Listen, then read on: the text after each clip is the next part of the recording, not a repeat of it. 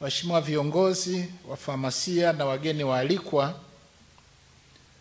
upatikanaji wa huduma za dawa ni kigezo muhimu kinachoangaliwa katika utendaji wa serikali kwenye utoaji wa huduma za afya kwa wananchi.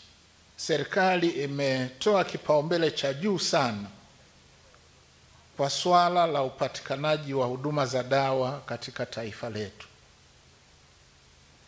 Ili kutimiza azma hiyo, wastani wa takriban shilingi bilioni 17 zinatumika kila mwezi kwa ajili hiyo. Lakini kama mlivyomsikia mganga mkuu wa serikali, ili kukabiliana na usitishwaji wa misaada ya wafadhili katika huduma za dawa, tayari serikali imetoa shilingi bilioni 141.9 kwa ajili ya ununuzi wa bidhaa za afya. Sasa kutokana na uwekezaji huu, mnyororo wa ugavi wa dawa na bidhaa nyinginezo za afya umeimarika.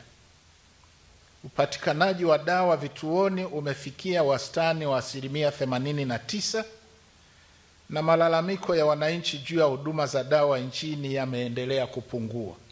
Na lengo kuu la mpango huu ni kuhakikisha Watanzania wote wanapata huduma ya dawa bila vikwazo. Kwa kuwa utekelezaji wa jambo hili unaendelea, ninapenda kutumia jukwaa hili kuwasihi wanataaluma wa famasi mkaongeze na kuwa chachu ya kufanikisha jambo hili kwa kuhamasisha wananchi kujiunga na mfuko wa bima ya afya, lakini pia kuhakikisha upatikanaji wa dawa zilizo salama na zenye ubora katika vituo vyenu vya kazi.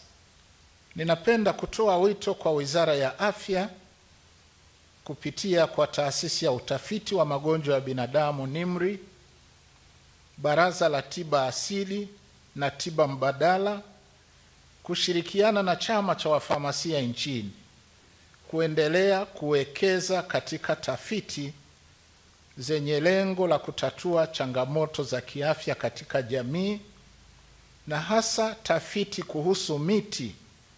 Mheshimiwa mgeni rasmi, kauli mbiu ya mkutano wetu mwaka huu ni Famasi kiini cha afya kwa wote: ubunifu, uwekezaji na afya jumuishi kwa wote chini ya uongozi wa mabadiliko. Katika hili Mheshimiwa mgeni rasmi, tunaomba utusaidie namna ambavyo tunaweza tukafika katika hatua ya kuwa na Health Commodity Technology Incubation Center kama tulionayo COSTECH kwa maana ya teknolojia.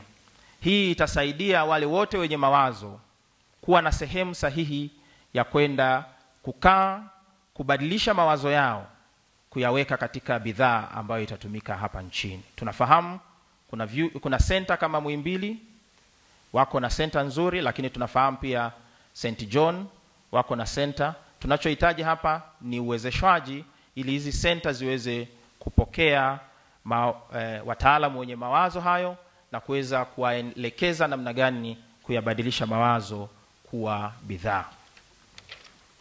Na hivyo tunaomba nafasi zinapotokea za kufanya maboresho na kuweka watu katika maeneo mbalimbali, pia wafamasia waendelee kuangaliwa kwa jinsi ya uwezo wao na umahiri wao katika kutenda kazi.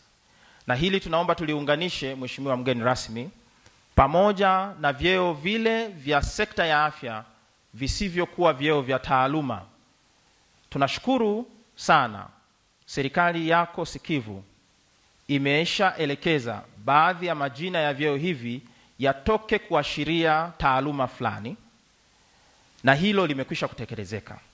Lililobaki Mheshimiwa mgeni rasmi, majina ya vyeo yamebadilika, lakini sifa bado zinasoma mwelekeo wa taaluma fulani. Hii inanyima serikali fursa ya kupata viongozi kwenye vyeo vile visivyokuwa vya kitaaluma, hasa kwa kuwa tu sio wenye taaluma ambayo imesemwa katika sifa. Kwa Mheshimiwa mgeni rasmi, tunaomba hili liangaliwe ili tuweze kusogea hatua nyingine katika hiyo hatua ambayo serikali tayari imeshaifanya. Tunaomba ofisi yako na serikali yako iweze kuelekeza tuweze kupata kurugenzi ya dawa ndani ya maeneo haya.